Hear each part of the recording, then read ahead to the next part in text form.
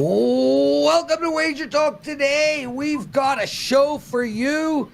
Colorado at Texas Christian University. We're going to take that game apart later on. TCU minus 20.5, a total of 59.5. We got a great bet for you guys. But before that, Eric Pauly joining us. It's $2 Tuesdays. Eric, glad to have you. How are you, my friend? Doing very well. Happy to be back, Prez. Thank you for having me, and good morning. We love Eric, having you. Good morning, Teddy. I don't see you on my screen. I only see Lawrence. So recognize that about a minute before the show, I'm like, Lawrence, we're having problems at the Open. Let's walk through it. And Lawrence tells me exactly what he's going to do and exactly what I'm supposed to do. And a minute ago. And then, of course, then Lawrence chooses to change that. After we just talked. That being said, that's all rearview mirror now. We're going to talk a little college football week 1 action.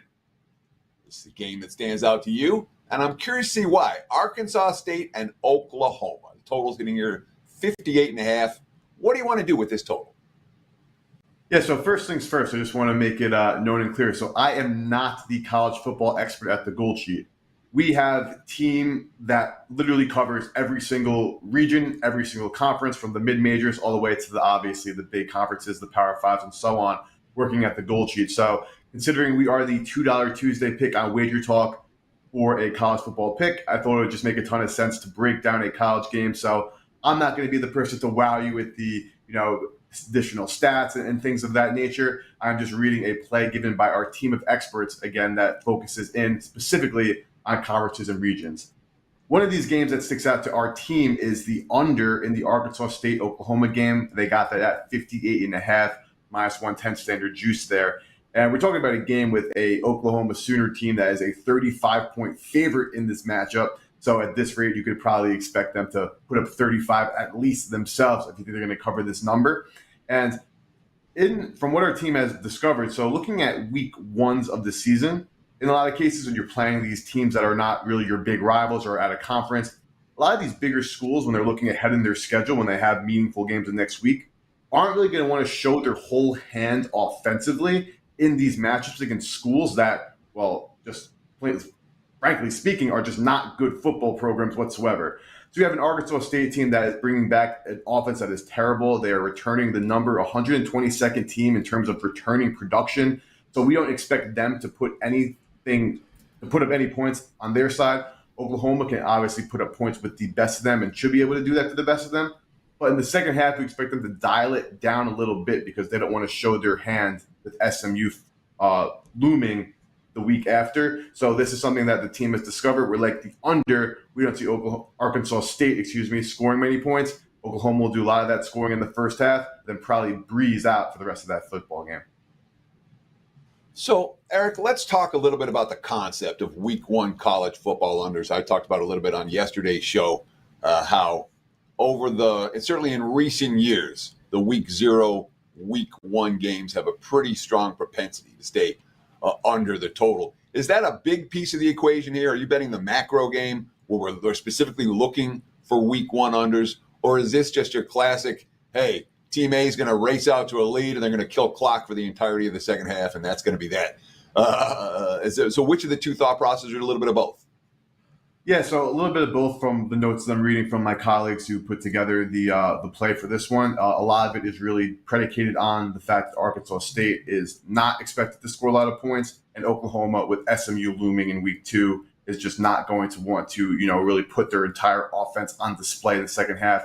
So we do anticipate Oklahoma coming out to a major lead in the first half of this football game. Arkansas State not being able to score, the Oklahoma kind of riding into the sunset, maybe even covering as a 35-point favorite, But we just expect this game to go under 58.5 points, with Oklahoma looking at SMU next week. Eric Pauly joining us, everyone, part of the iconic Gold Sheet. It's $2 Tuesdays. Eric's our $2 Tuesday handicapper. One play, college football. It's only $2. The Gold Sheet have been rolling in college football since October 2021. 59% win rate, made 79 percent profit. Take advantage, guys. It's only $2. What a show we've got. Eric's got a teaser coming up for you in NFL Week 1. Steve Merril will be joining us. He's going to take apart the Astros and Red Sox, and also, again, college football, Rice at Texas. Drew Martin after that. He's going to look at the Yankees, and he's going to talk about Colorado and TCU, Teddy's big game breakdown, and, of course, what did bettors learn? There is no BS segment on the show. We'll talk about that a little later, but we've just frankly ran out of questions. Eric, you've got an NFL Week 1 teaser for us. I see it's a Wong teaser. Tell us about it. Yeah, so the first teaser, this will be released as a pick on the Gold Sheet as well, but giving it to you guys right now. Obviously, we just have a week and 2 days till the football season begins, so very excited for that. But we're going with the Washington Commanders teased down to -1 and the Pittsburgh Steelers teased up to +8.5. Now we're talking just simply key numbers. You have Commanders now covering that 7-3, which is very important. And you have now the Pittsburgh Steelers covering 3, 7, and 8, which while 8 is not been considered as much of a big key number in terms of history, ever since the extra points have been moved back, and these teams have been making a lot more fourth down and also 2-point conversion opportunities, 8's become a big key number, so very glad to have that captured as well. Going just into the game breakdowns, Commanders-Cardinals, even if Terry McLaurin can't suit up for Washington, I think that this game kind of speaks for itself. So the Cardinals didn't even know who their starting quarterback for Week 1 was going to be until about 24 to 48 hours ago when they finally made a cut for Colt McCoy. They're probably going to be rolling with a rookie Clayton Tune, and they've continuously sold off a bunch of players, and we know that Arizona is expected to be a dumpster fire of a team this season. And now while Washington under Ron Rivera has not been a great team to get out of the gate, they're just simply a much better football team. And we're not laying the 7 here. We're just expecting them to win the game by at least 2 points with this teaser. And we feel comfortable with Washington with that amazing defense against, again, a terrible Cardinals offense to be able to cover there. On the Pittsburgh side, now this is not an overreaction to the preseason. I see Kenny Pickett, highest graded QB for PFF and all these other statistics. They obviously look like a team that's ready to play football, but you can't put too much stock in the preseason. What you can put a lot of stock into is, one, the 49ers' inability to have a named quarterback basically all summer and the injury that Purdy sustained, and now he will be starting, but there's obviously some concern there. And 2 is just Mike Tomlin as a coach, as an underdog in a season opener. So we expect the 49ers to be a little bit overvalued by the market in this situation, as well as the Steelers being a little bit undervalued by the market. So this is just a great situation to take a Mike Tomlin-led team that already looks to be in midseason form, cutting the key numbers of 3, 7, and 8 in one fell swoop. So that's about -120 standard teaser price. We are locking that in on the site, and I already locked it in myself. That's our first NFL Week 1 play for the season right there. Yeah, when it comes to Wong teasers, I'm never going to try to talk you out of it. My question here, though, comes specifically from the first of the 2 legs that you're talking about, Washington and Arizona. We're going to talk a fair bit about the Arizona Cardinals on today's show. I'm going to bring them up in my big game breakdown as well. But it feels to me like every single bettor on earth is going to have Washington in their teaser. Like, I haven't talked to one person around town that's like, is this the most when you talk about looking to fade Arizona, is this one of the more? Are you worried at all that this is like the ultimate public teaser play on the Commanders here, or is it just a situation where, look, bet what you know, and we know Arizona's going to stink? Bet what you know, and you know Arizona's going to stink. If I would have got this in probably like 4 or 5 days ago, you could have got a 6.5 down, teased to 0.5, and just had Washington basically money line there. Feel a little bit better because obviously there still is that margin for them to win by 1. But it's a bet what you know. The Commanders' defense last year graded out in the top 10 by many metrics last season. The Cardinals have done nothing but get worse this offseason. And it's by design, right? It's not like it's a team where there's expectations of any sort and like maybe they'll surpass them, maybe they won't. It's just a badly constructed roster by design. They're looking to probably eye somebody in the draft this year. And I think just the fact that there is no they didn't even know who their starting quarterback was coming into literally a couple days ago when they released Colt McCoy, and now we're debating between Clayton Tune and Josh Dobbs. Just given how Washington's strength is their defense, and it's not like Arizona's defense is anything to be scared about, the matchup just makes too much sense. And I think that this line hasn't even adjusted properly yet, that Washington should be over 7.5-point favorite. So I'll gladly take them at -1. Probably public, but it fits the, like you mentioned, Wong criteria. And defensively to offensively, this is just a complete mismatch, in just complete honesty right here. So I do not have concerns, even if it is a public darling of a play. Eric Pauly joining us, everyone. Remember, it's $2 Tuesdays. Eric works for the Gold Sheet. Make sure to check that publication out. They killed it in college football. Almost 2 years of college football action, up 79% return on your money. And you get their play for only $2 over at WagerTalk. Eric, real quick, why should people buy the Gold Sheet? Gold Sheet has breakdowns of every single NFL and college football game every single week, and not just breakdowns of the game, but also advanced analytics, trends, power ratings, and key stats and information to help you make smarter wagering decisions as early as Tuesdays on noon Eastern. So you're beating some of those line movements. So actionable information, breakdowns on every single game, and just an amazing team with amazing knowledge and proven results all in one spot. There you go, Eric Pauly, everybody. Teddy, before we get into what it bettors, Lauren, I just want to make a statement. Vivian and I last night watched Depp vs. Heard. 3 episodes, a deep dive into their court case.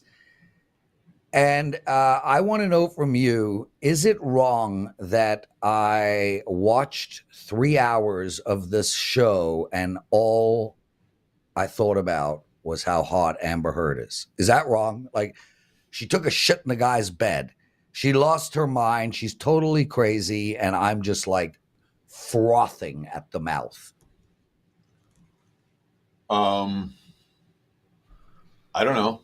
I don't even know really who Amber Heard is. I know she's famous. So if you're hot for her, knock yourself out, dude. Does Viv like the fact that you're hot for her? You know that saying, I wouldn't kick her out if she took a shit in my bed? I've never heard that saying. Me either. But I'm pretty comfortable that is my new saying moving forward. What did we learn last night in the wonderful world of sports betting? Well, while you were watching Depp versus Heard, I was going crazy with NFL season wins. Part 1 of my report came out on June 20th, and I'm glad I did. I got the very best of the number, and I put it out earlier and earlier every year. And it's the reason you do it. The markets move over the summer, and they did. And my clients got the best of the number for multiple teams, which is exactly what I'm supposed to do for my clients. It was a 6-play report, so it was big for me. So part 2 of the report is due today. And there's, call them post-preseason ads, you know. And there are 2 types of ads that I might have. Anything that I've learned for sure in August, that's a team you're going to look at as a bet. And then you're also trying to take advantage of some overreactions in the markets. When the markets see something and you're like, yeah, they're not seeing the right thing. So 2 potential sources for additional releases. And I'm mostly looking at unders. Rookie quarterback unders. We got Carolina under 7.5 with Bryce Young. We have the Colts under 6.5 with Anthony Richardson. But both those teams have already seen under money. The best of the numbers gone. And both very weak schedules. In the easiest quartile of schedules based on this year's season win totals, you know, so couldn't get there with either of those. Looked at them, Carolina and Indy didn't get to the window. Then the mismatched teams, you know, the Rams and the Bucks are both lined at 6.5. I don't expect either one of those teams to have a strong season, yet they both feel like 6-7 win teams. The line's about right. And then there's the bottom feeder, Arizona. You know, I'll talk about them again later in the show. There's probably still worthy of an action wager, but I didn't feel at 4.5 and the juice to the under that they were worthy of a client play today. So part 2 of the win report ends up being a dud. Nothing to add officially. I stayed up all night. It made me crazy. And at the end, I'm like, I don't feel it. I don't see it. I'm not releasing. So I'm not locking up my money for football season without a solid positive expectation wager. We've done that earlier this postseason. I didn't have one now, and that equals a pass. That's what I learned, Lawrence. Back to I'm you. staring at Amber Heard right now, dude. I mean, look at that. I mean, oh my God, Teddy. Come on. Come on. Yeah. Not my type. Even in my mid-50s, guys, I recognize a good shit when I see one. Steve Merril joining us, everyone. Steve, anything to add so far to the show? Yeah, a good life lesson in general is to try to avoid crazy. So I would not be interested. With that said, I mean, her and Johnny must have had the world's greatest sex life. I mean, both of them are absolutely off their rocker. Okay, let's get into this game. Astros, Red Sox, go. Yeah, I mean, I was watching baseball last night while you were watching that. While Teddy was looking NFL, I was watching baseball, and the Astros put up some runs.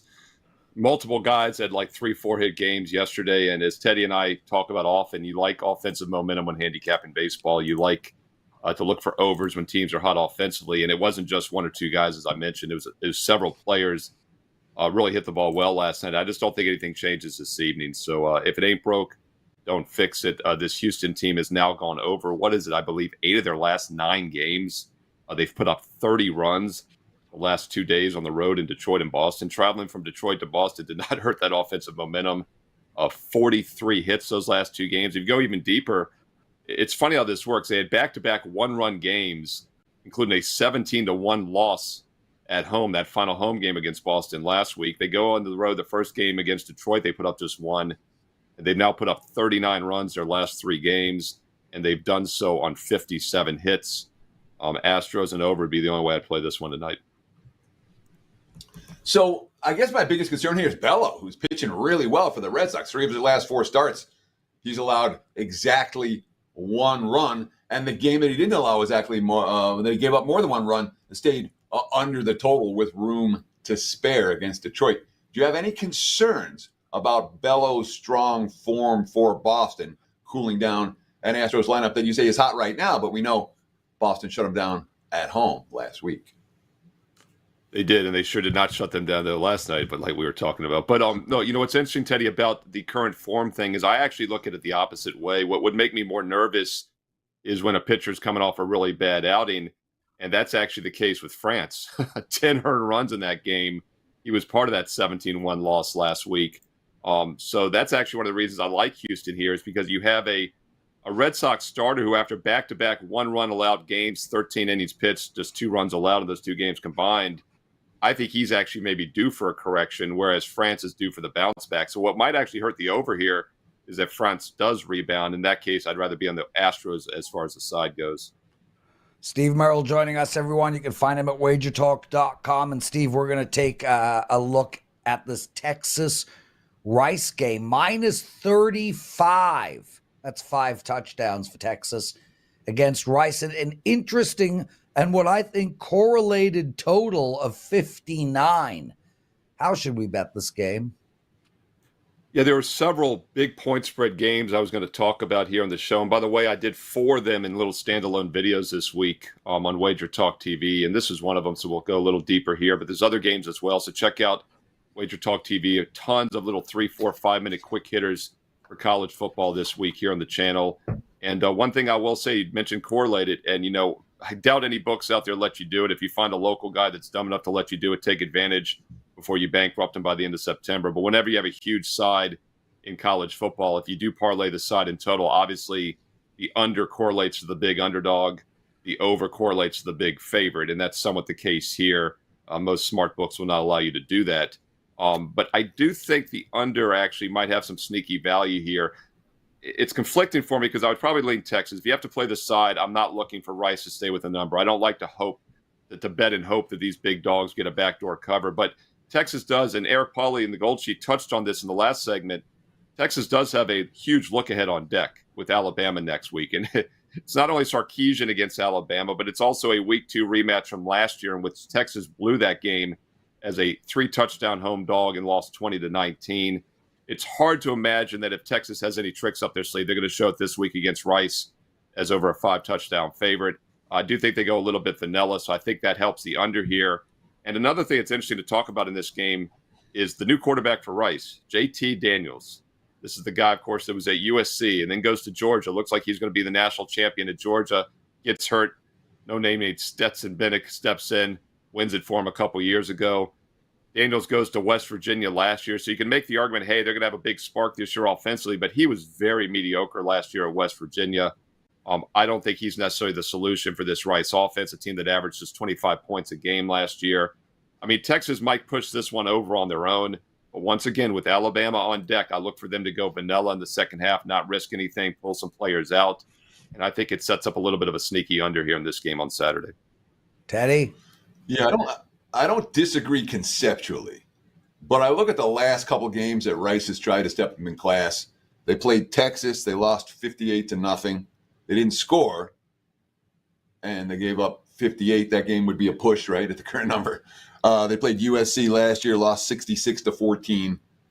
How confident are we that even if Texas goes vanilla, that Rice isn't going to give up big plays? And they say, Texas might run the football, and, broken tackle, he's gone for 80, an 80-yard touchdown.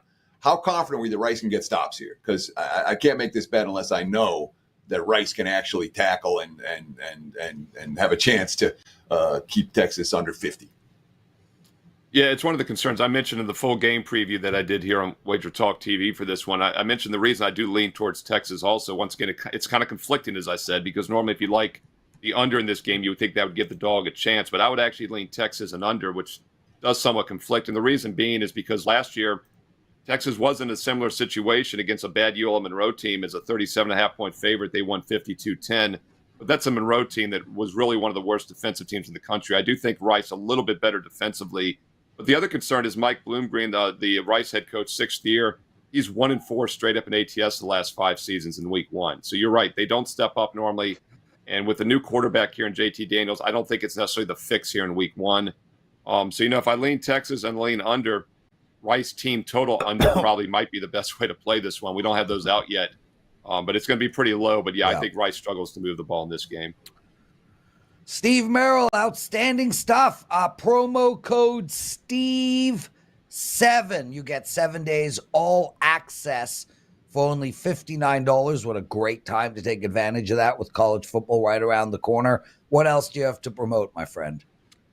Yeah, look, we have 5 days and nights of college football, Thursday, Friday, Saturday, Sunday, and Monday this week. We have baseball every day and night. It's a great time to do a 7-day all sports. And with that promo code, you get 7 days for just $59. If you love $9 Monday, and don't we all, this is less than $9 a day for every day for 7 straight days and nights. So check it out, SteveMerril, WagerTalk.com. But you must have promo code Steve7, the number 7, Steve7, 7 days and nights for just $59 right now at WagerTalk.com.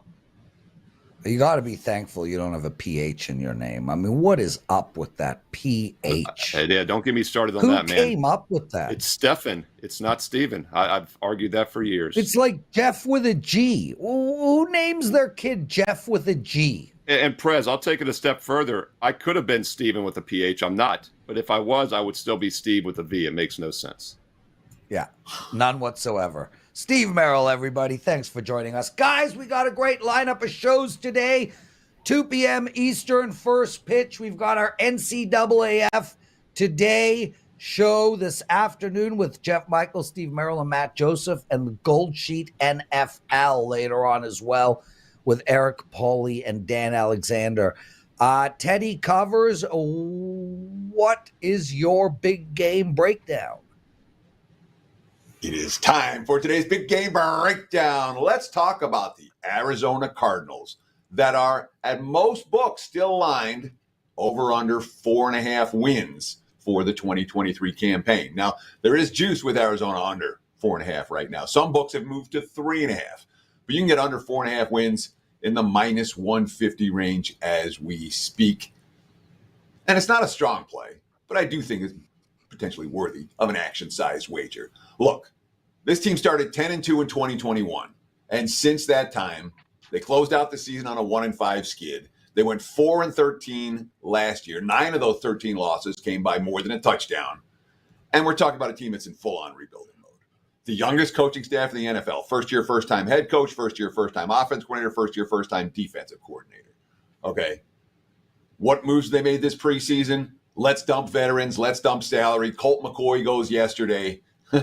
Clearly, they're taking a long-term approach to rebuilding their roster. And look, they could potentially have the number 1 and the number 2 picks in next year's draft. I'm not convinced Kyler Murray's coming back at all this year.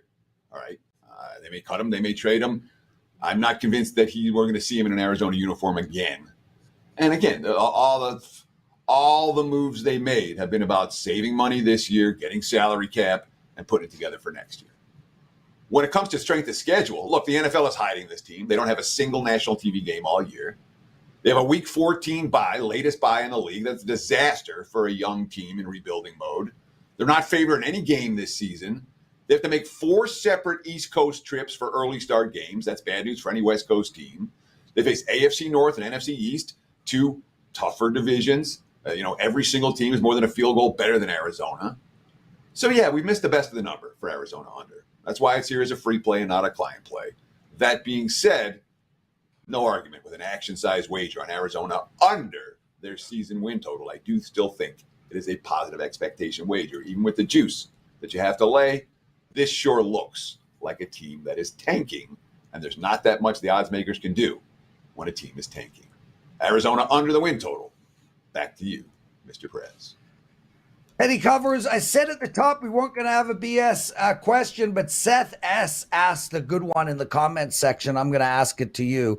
I know Teddy answers this question every year, but with the books adjusting their numbers, what is the appropriate amount of juice to lay on a Wong teaser? Excellent question. Now, we're seeing books adjust. The minus 120. We've gotten up to what, minus 160. There's been a minus 160. I'm seeing 30s and 40s as let's call it widely available right now. I wouldn't lay more than 40, I'll tell you that. And I would search around for better, because you can find it if you have more outs. Every book's got their own teaser rules. 40 cents is a lot to lay on certainly for a 6-point NFL teaser, even crossing those key numbers. I do not even think at 40 cents is positive expectation. So find 30 or less, and you're better off finding less. But shop around. I mean, there is variance from one book to the next on what they're charging in juice. Yeah, and Teddy, I think minus 130 is pretty much right at the number of where over that you're going to lose more than you win. So I wouldn't be laying more than minus 130. But I also want to suggest to you guys, if your book is giving it to you at minus 140, take a look at, let's say you're bringing them both down from 8 to 2. Take a look at what the bet is on the money line as well. It does start to get closer together as the books are trying to honestly avoid these Wong teasers. Teddy, we're waiting on Drew. Before we get into that, I did mention, what did you write? You better give me a chance to look shit up before you ask a question. Come on, Teddy. You answered that question beautifully. When you give me a chance to look up the math so I don't look like an idiot going, I think 140, 130. I know there's an answer to this question. It's an easy answer to find. Why don't you just start by saying, hey, Prez, you just threw that at me. It's a great question. Let's talk about it tomorrow, and I'll get the actual math. It ain't on me that you can't handle questions out of the blue. I can. Ask me any question you want, specifically about Amber Heard. Anyway. I thought you wanted me to ask you what you had for breakfast. Well, Amber Heard? I don't know. It was probably shit. Okay. Teddy, Cincinnati playing San Fran tonight. I like Cincinnati here. I put it up as a free pick. The daily presidential address will be back on Monday full time, but this is the pick that I would give out. Williamson versus Cobb. These two teams have basically the same record, 68 wins each. One of San Fran has 2 less losses. They're both in a wild card chase, both looking out. One's 1 game back, one's 2 games back. Both of these teams are cold. Cincinnati has lost 4 of 5. San Fran has lost 6 of 10. But it really comes down to the fact that I got Williamson on the mound. 2.2 ERA his last 5 against Cobb, who's got a 4 ERA his last 5. I got 2 equal teams since he's coming off a loss. I think they're rolling out a pitcher in better form, and I'm getting plus 143. I don't know how I can't take advantage of that bet. I don't know if you have an opinion on it, but that's a real live dog to me, Teddy. Yeah, I don't. This season, I made a conscious decision not to do second half baseball. I did baseball through the All-Star break, and I feel great about that decision. I really do. I feel like at this time of year, I'm always struggling to get the football prep in and the daily baseball work done, and it becomes super stressful, super fast. And my football season last year was not what I expect. It's not what I expect for myself, certainly not what my clients expect out of me. You can't have bad years back to back. You can't do it in this business. So this year I made the conscious choice, hey, come All-Star break, we're going to put baseball away, and our focus will be on football moving forward.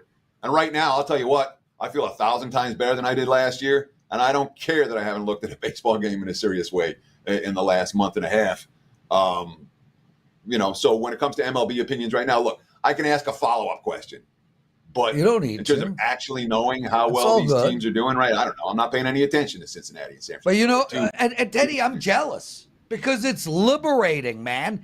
It is just not having to look at the scores at night and waking up every morning. I mean, my night, I spend 2 hours every night going through the card for the next day. I put 3-4 games I like aside. Then I wake up in the morning and I go through all of those games top to bottom again. I'm jealous that you are not doing baseball right now. I wish, but I'm a degenerate gambler, bro. Well, the other thing that I went back and looked at results. All right, it's one thing if every year you're kicking ass second half of the MLB season, and I do. I've been kicking ass, and so my results said stop doing second half baseball. It's not just messing up your MLB is not just good, but it's messing up the start of your football season.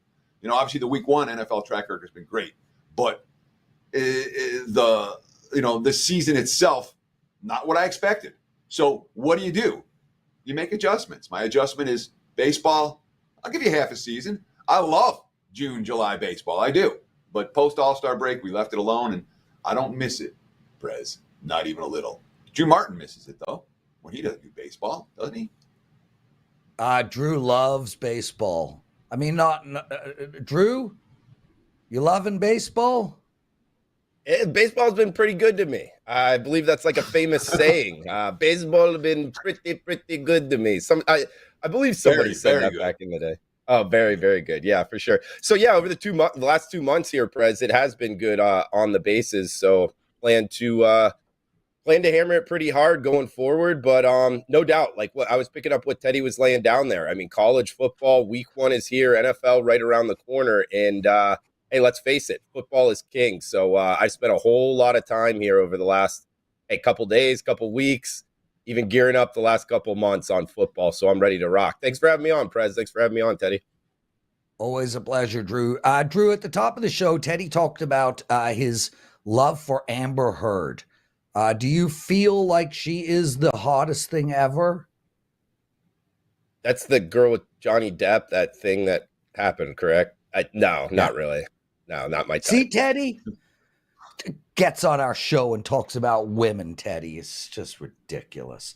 Okay. The Tigers, the Lions, the Tigers are playing the Yankees. Michael King versus Tariq Skubal.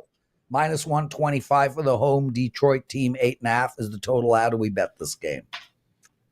I think we jump on the Bronx Bombers. I did at least here, Prez. Couple reasons why, guys. One, the betting bandwagon with the Yankees. Teddy was just talking about it coming down the stretch here, the regular season with MLB.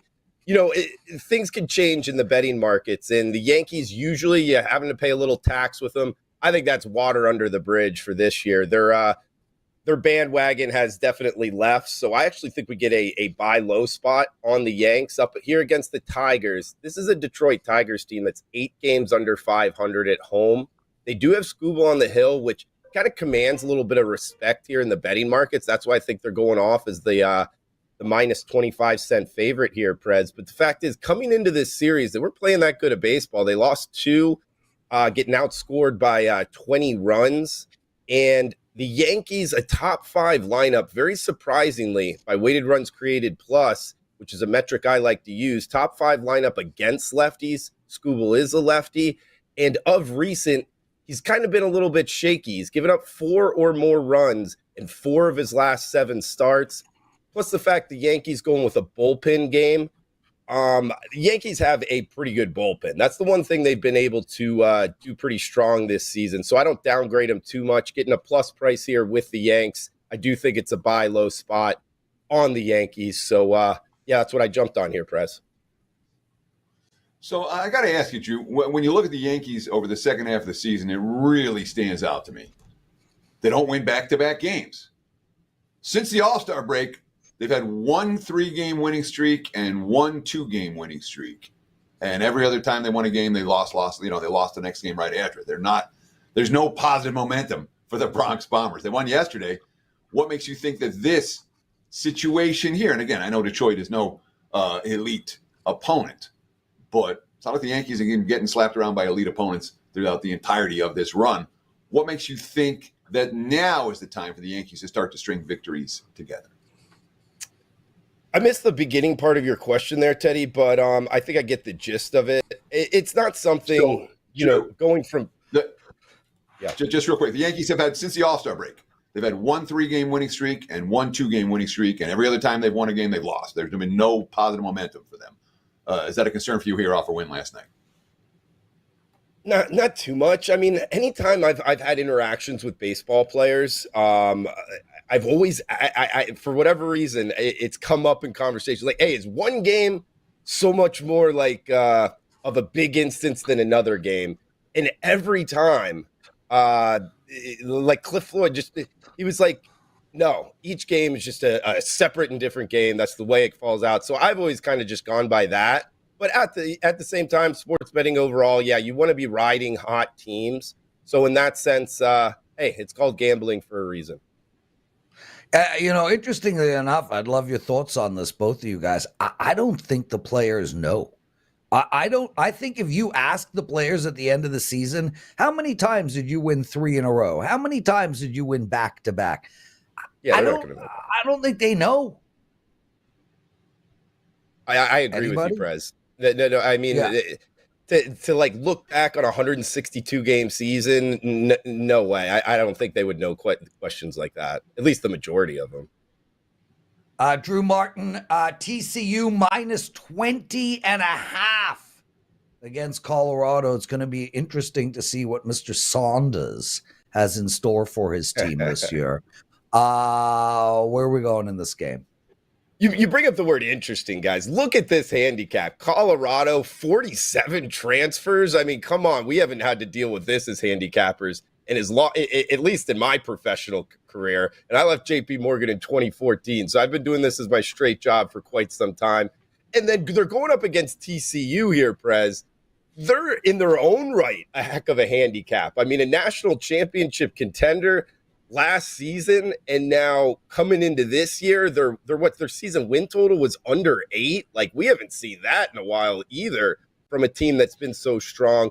Plus the fact you bring up like new administrations in terms of the offense, at least for the offensive coordinators here. Colorado, one of Deion Sanders' best moves that I don't think enough people are talking about. Yes, he's brought in new talent, but his offensive coordinator hire of Sean Lewis, the Kent State head coach from last season, this guy's been an up-and-comer for a while. He's a really up-tempo OC. I believe in terms of seconds in between snaps last season, he was top 3 in the country. So Colorado is going to really look to giddy up and go, run a bunch of different plays.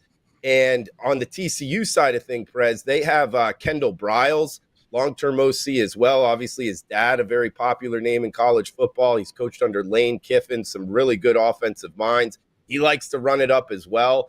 We get it was 62 yesterday. Obviously, a respected bettor, a respected service out there knocked it. So it's up to 60, or it's up to 62 at most shops now. It was 60. So it jumped up. No, it's up to 64. Excuse me. I caught myself there. but for a good reason. Some of that being my money. I can see why people are hitting it up there, Teddy, because I think they get up and go. Plus the fact TCU, their quarterback, Max Duggan, he's gone. But remember, their backup quarterback, really, he was their starting quarterback last year for game number 1, Chandler Morris. So how big of a drop-off will it really be? I don't know. It might not be that much offensively for TCU. So in a betting marketplace in week 1 that is dominated by under money, the over money flowing here, you talk about how it's come to 64, stands out like a sore thumb. The sharp money, under all these games. And this game, they're like, nah, let's bet this one up. And that's not square money. That is absolutely sharp money that agrees with you on this play. Here's my question, though. Is Colorado going to be able to score? I mean, what do we expect from the Buffs? There's a lot of questions that I have about Colorado. Many bettors do. That's why they're 20-plus point underdogs to a TCU team that's going to be way down from where they were last year. But can Colorado's offense actually in game 1 put the biscuit in the basket? I think so, Teddy. But hey, let's face it, it's game 1, man. I don't think anybody really knows, that the volatility of week 1 is higher than, say, the volatility of week 6 in college football, because you're getting so much newness that, sure, are they getting dominated up front, and by the middle of the second quarter, we're going to go, whoa, Colorado is a little bit overhyped this season? Sure, that's a chance. If you're worried about, getting mud on your face in week 1 of college football, I would tell you, hey, if you have a bad week of week one in college football, which I have in the past at times, just reassess and come back at it, because I don't really think, Teddy, anybody knows anything. I'm always kind of worried about going in and being like, hey, this team, I'm going to bet them week 1, bet them week 2, bet them week 3, because when you see them with your own eyes in week 1, things might change. It's kind of hard to gain information. It's one of the things in this sport that makes it great at times, but at the same time, it can be very difficult because you're in here reading, the team blog writers. And a lot of times they're just hyping up the program, program propaganda to get people to buy tickets, to get into the sport. And it gets difficult as a handicapper to really know what's right and what's wrong. But at the same time, Colorado is bringing in a bunch of talent. Again, going back to the OC, coming in, Sean Lewis, he really knows what he's doing in the past offensively. So I think they're going to be able to score, Teddy. Drew Martin, everyone, 21-5 run on 4% and 5% plays. That's really great stuff, Drew. Congratulations. I think you've got a 5% play up now. Tell us about that. Absolutely. Got one circled on the MLB slate. I've had this matchup circled for a few days here, and it came up exactly the pitchers and the lineups we were looking for, at least the projected lineups we were looking for tonight. So got that ready to rock tonight, guys. So, Drew Martin, WagerTalk.com. Thanks for joining us, Drew.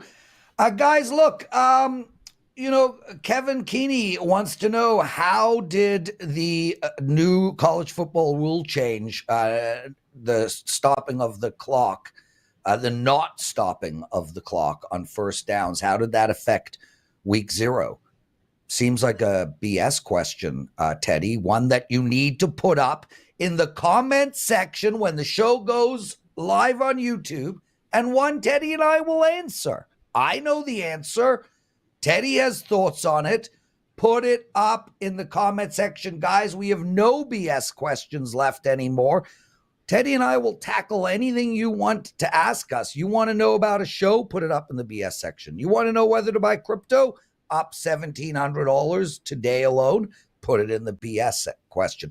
You want to know whether the New York Jets are going to win the division? We'll accept that as a BS question.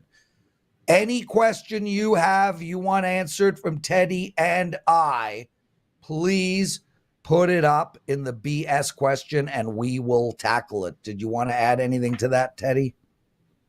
Yeah, so in week 0 of college football, the FBS games went 4-3 to the under. The FCS games went 3-0 to the under. Average, add them up, that's 7 unders, 3 overs for the first week of college football, officially. Yes. but more important is the conceptual notion of how it's going to affect the numbers. And I'm not going to answer that unless you put it in the comments section of our YouTube video. Give us those BS questions. If you like the show, please hit the thumbs up button, subscribe to our channel. Always a pleasure doing this. We got a great one for you tomorrow. Teddy covers 12:45 stop. Take us home. That's going to wrap it for the Tuesday edition of WagerTalk Today. Be sure to check out $2 Tuesday at WagerTalk.com and $3 Tuesday, 2 capers for $3 over at SportsMemo.com. Between now and tomorrow's show, live right here on WagerTalk TV, 9 a.m. Pacific time, noon for you back east, you guys know what to do. Enjoy the games, and best of luck with all your wagers.